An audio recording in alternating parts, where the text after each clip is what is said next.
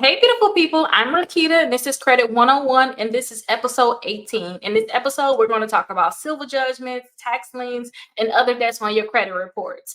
Now, when it comes down to judgments and tax liens, you guys have to understand that in 2017, the major credit bureaus started to remove these tax liens and civil judgments from our credit reports. And I say ours because you should not see these type of things on your credit reports. No one should, okay? And then in 2018, they announced that they would remove all tax liens. So if you guys did have a tax lien in your credit report, it got removed. And it should not be any on there now. So a lot of people may be concerned, like, oh my gosh, the tax lien is going to be on my credit reports. Don't worry, it's not going to be on there, okay?